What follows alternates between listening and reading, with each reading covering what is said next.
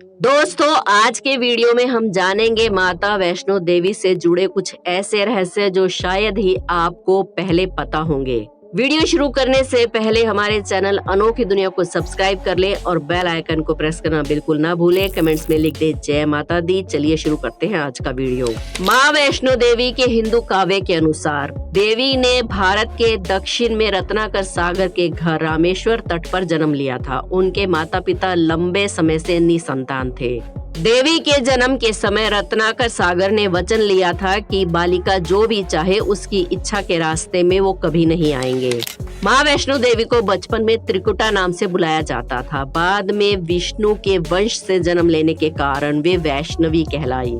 जब देवी त्रिकुटा थोड़ी बड़ी हो गई तो उन्हें पता चला कि भगवान विष्णु ने राम के रूप में जन्म लिया है। तब देवी त्रिकुटा ने राम को पति के रूप में पाने के लिए तपस्या शुरू कर दी। सीता हरण के बाद जब रामचंद्र जी रामेश्वरम पहुंचे और उन्होंने लंका जाने के लिए पुल बनाना शुरू किया, तब त्रिकुटा की मुलाकात रामचंद्र जी से हुई।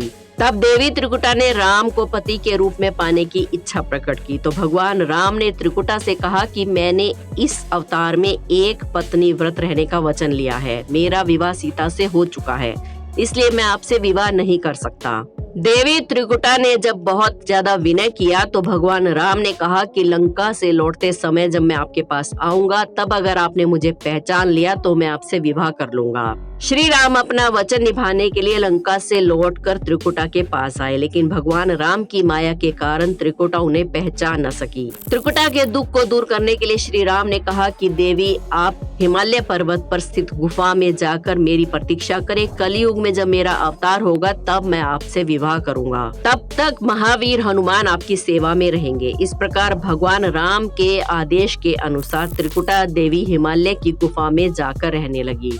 आजकल वो माता वैष्णो के नाम से जानी जाती हैं और भगवान राम के 10वें अवतार की वहां प्रतीक्षा कर रही हैं ताकि वो उनसे विवाह कर सके। माता वैष्णो का बचपन का नाम त्रिकुटा था, इसलिए इस पर्वत श्रृंखला का नाम भी त्रिकुटा पर्वत है। आइए अब जानते हैं कि वैष्णो देवी मंदिर का निर्माण किसने और कैसे करवाया। कहा जाता है कि वैष्णो देवी माता मंदिर का निर्माण लगभग 700 साल पहले एक ब्राह्मण पुजारी पंडित श्रीधर द्वारा किया गया था। वो पंडित बहुत ही ज्यादा गरीब थे और उनके मन में माता वैष्णो देवी के लिए बहुत ज्यादा भक्ति थी। ऐसा कहा जाता है कि उन्हें एक दिन सपने में माता वैष्णो दिखी और कहा कि उनके लिए भंडारा करवाए। माता वैष्णो को समर्पित इस भंडारे के लिए पंडित श्रीधर ने सभी को भंडारे का न्योता भी दे दिया। भंडारे के दिन नजदीक थे और श्रीधर सोच रहे थे कि वो इतने गरीब हैं कि भंडारा कैसे कर पाएंगे। इस चिंता में ब्राह्मण रात भर सो भी नहीं पा रहे थे। ऐसे में उन्हें बस माँ देवी के चमत्कार से ही उम्मीद थी। भंडारे के दिन बुलाए गए सभी लोग ब्राह्मण की छोटी सी कुटिया में बैठ गए। उसके बाद भी कुटिया में काफी जगह बच गई थी। इसके बाद ब्राह्मण ने सोचा कि वो इन सबको कैसे भोजन करा पाएगा। उसी वक्त ब्राह्मण ने एक लड़की को बाहर से आते देखा जिसका नाम वैष्णवी था। जब ब्राह्मण ने भंडारा शुरू किया तो सभी को भोजन करवाने के बाद भी काफी खाना बच गया। ब्राह्मण समझ गए कि ये उसी लड़की वैष्णवी का चमत्कार है। भंडारे के बाद जब ब्राह्मण ने कन्या रूप में आई माता वैष्णवी से मिलना चाहा तो वो गायब हो चुकी थी। फिर कुछ दिन बाद ब्राह्मण को वही कन्या सपने में दिखाई दी। उसने स्पष्ट रूप से कहा कि मैं माता वैष्णो देवी हूँ। कन्या के रूप में आई माता ने श्रीधर को उस गुफा के बारे में भी बताया। उसके बाद ब्राह्मण श्रीधर माँ की गुफा की तलाश में निकल पड़े और उन्हें वो गुफा जब मिली तो उन्होंने तय कर लिया कि अब वो सारा जीवन माँ की सेवा में ही व्यतीत करेंगे। इस तरह ब्राह्मण श्रीधर द्वारा माँ वैष्णो देवी मंदिर का निर्माण हुआ। वैष्णो देवी मंदिर में एक नहीं बल्कि 2 गुफाएं स्थित हैं। इनमें से एक गुफा को हम सभी गर्भ जून के नाम से जानते हैं, जो त्रिकुटा पर्वत पर स्थित है। इसकी ऊंचाई लगभग 1200 फीट है। ये गुफा अर्धकुंवारी के पास है, जहां माँ वैष्णो देवी ने 9 महीने कठोर तपस्या की थी। इस मंदिर की एक और दूसरी गुफा है जो कि भवन के पास स्थित है। इसमें 3 पिंडियों का वास है। ये पिंडियां देवी सरस्वती, देवी लक्ष्मी और देवी काली की है, लेकिन वैष्णो देवी माता की यहाँ कोई पिंडी नहीं है। माता वैष्णो देवी यहाँ अदृश्य रूप से मौजूद हैं।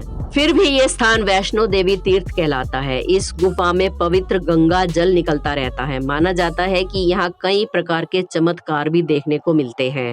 माता वैष्णो देवी मंदिर में भैरव का शरीर भी रखा है। माँ वैष्णो देवी ने भैरव को त्रिशूल से मारा था, जिससे उसका सिर उड़कर त्रिकुट पर्वत के भैरव घाटी में जाकर गिरा था, जिसके कारण वहाँ भैरव मंदिर का निर्माण हुआ और तभी से भैरव का शरीर माता वैष्णो देवी के मंदिर में ही है। कहा जाता है कि अपने वध के बाद भैरव ने माता से अपनी भूल का पश्चाताप किया था और माता ने उसे क्षमा भी कर दिया था, क्योंकि माता वैष्णो देवी जानती थी कि उन पर हमला करने के पीछे भैरव की प्रमुख मंशा मोक्ष प्राप्त करना है। माता वैष्णो ने भैरव को पुनर्जन्म के चक्र से मुक्ति प्रदान करते हुए कहा कि मेरे दर्शन तब तक पूरे नहीं होंगे जब तक भगत मेरे बाद तुम्हारे दर्शन नहीं कर लेंगे।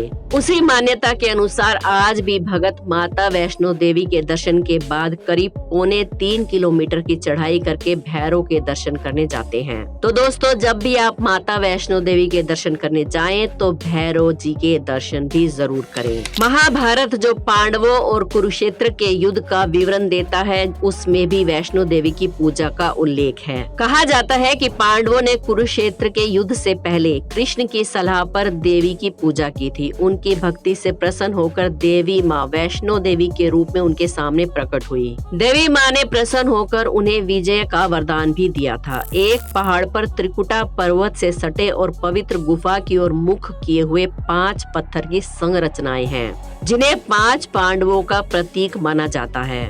सिखों के गुरु गोविंद सिंह जी ने भी माता वैष्णो देवी के दर्शन किए थे जब वे पुरमंडल की यात्रा कर रहे थे। बताया जाता है कि माता के दर्शन के लिए जिस रास्ते का इस्तेमाल किया जाता है वो असल में एक प्राकृतिक रास्ता नहीं है, बल्कि यहाँ आने वाले श्रद्धालुओं की बढ़ती संख्या को देखते हुए 1977 में इस रास्ते का निर्माण करवाया गया था। तब से लेकर आज तक इसी रास्ते से गुजरकर माँ के भगत उनके दर्शन को जाते हैं और आजकल की तकनीकी व्यवस्थाओं की वजह से आप लोग हेलीकॉप्टर जैसी सेवाओं का आनंद भी ले सकते हैं। आइए अब आपको बताते हैं कि माँ के दरबार में कैसे और कितना चढ़ावा चढ़ता है। वैसे तो वैष्णो देवी मंदिर में हर महीने भक्तों की भीड़ बढ़ती रहती है, चाहे गर्मी हो, बरसात हो, ठंड हो या कैसा भी मौसम हो, भक्तों की भीड़ माता के दर्शन के लिए हमेशा आती ही रहती है। लेकिन नवरात्रे शुरू होते ही मंदिर में भक्तों की भीड़ 10 गुना बढ़ जाती है। भक्तों द्वारा प्रसाद का दान आदि चढ़ाया जाता है। लेकिन आज हम आपको बताते हैं कि आखिर माता वैष्णो देवी के मंदिर में हर वर्ष भक्तों द्वारा कितना चढ़ावा चढ़ाया जाता है। माता वैष्णो देवी का मंदिर 5वां सबसे अमीर मंदिर है, जहां हर वर्ष लगभग 500 करोड़ की राशि भक्तों द्वारा चढ़ाई जाती है। अब आप अंदाजा लगा सकते हैं कि इस मंदिर का देश में ही नहीं बल्कि पूरे विश्व में क्या महत्व है। दोस्तों, वीडियो पसंद आई हो तो एक लाइक जरूर करें। हमारे चैनल अनोखी दुनिया को सब्सक्राइब करके बेल आइकन को प्रेस करना बिल्कुल ना भूलें। कमेंट्स में जय माता दी जरूर लिखें। मिलते हैं कल फिर एक वीडियो में। जय माता दी।